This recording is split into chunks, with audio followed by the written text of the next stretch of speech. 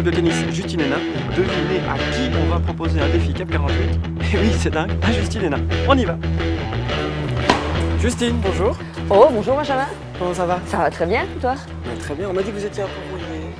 C'était un petit peu dur physiquement. Ouais, là, je suis venue un petit peu relâcher l'épaule. C'est vrai? Ouais. Est-ce que j'ai un défi sportif à vous proposer? Est-ce que ça vous va?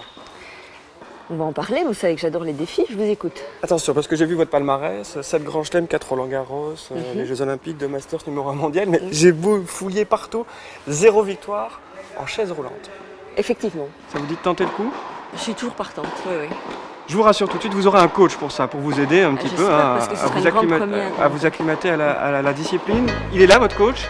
Attention, Joachim. Justine, ce sera aussi l'adversaire du jour, Joachim Gérard. Quand Joachim est arrivé sur le terrain, j'étais soulagée, parce qu'avoir un coach qui est un aussi bon joueur, voilà, c'était du luxe, quoi. On m'a demandé de te montrer quand même les difficultés de mon sport. Ouais. Parce que même si un jour il t'arrive quelque chose... voilà, on vous regarde vous entraîner et puis on n'a jamais eu l'occasion d'échanger là-dessus. Ça peut arriver à n'importe qui de devenir handicapé du jour au lendemain et de vouloir continuer à faire sa passion. Pour ce qui est de Justine, ça aurait été le tennis par exemple. Et donc pour elle, c'était vraiment un moyen de voir comment ça aurait été si elle devenait handicapée du jour au lendemain. Voici vos jambes. Ah voilà mes jambes. Je vais vous souhaiter un bon amusement, un bon défi et surtout Justine, je pense que cette fois, il faudra peut-être accepter de perdre.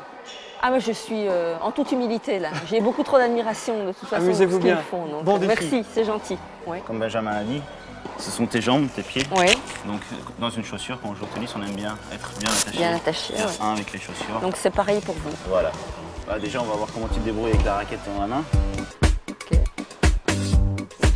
Hop. À arriver à me déplacer dans cette chaise, c'était très très compliqué.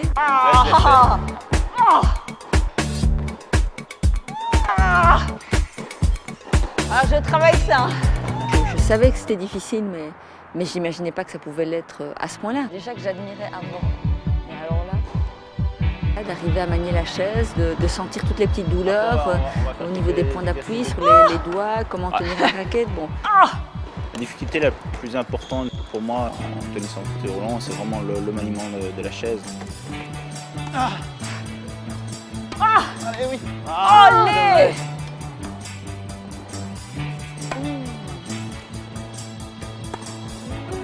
Bon, allez, encore.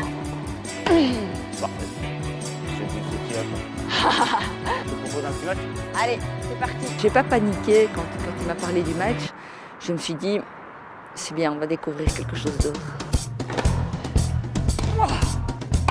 Pardon. Oh. On y attendait un petit peu, hein. Il avait déjà fait beaucoup de choses sur un court de tennis, mais là, les conditions étaient très très différentes. Ah, j'ai les doigts qui... Ça brûle, ça c'est incroyable. Tu l'as. Ah, presque. Ça va être 6-0 là dans 3 points. À moins que... Allez! J'abandonne, Joe. T'es trop fort. J'ai jamais pris une raclée pareille. 5e joueur mondial, on aurait pu me mettre un joueur un peu moins fort hein, quand même pour ma première fois. C'est pas moi qui ai décidé. Bravo, ouais, merci, c'est super. Franchement, le score est plutôt cinglant et c'est très bien comme ça, heureusement.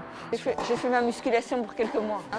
Maintenant, on a pu vraiment se rendre compte de la difficulté de ce que c'est de pouvoir pratiquer un sport en étant handicapé. Qu'est-ce qui t'est arrivé, toi, Joachim? Moi, j'ai contracté la polio à l'âge de 9 mois. À 9 mois. Donc une maladie encore très rare maintenant. Ouais. Mais bon, voilà, c'est comme ça. Et je pense voilà, à partir du moment où on devient une personne à mobilité réduite, on a beaucoup de choix. Il y a le sport, il y a plein d'autres choses à faire. Ouais. Mais le sport, c'est vraiment un moyen de se dépenser et de montrer qu'on est encore capable de faire d'autres choses à côté. Ouais. Bon, à ton 6-0.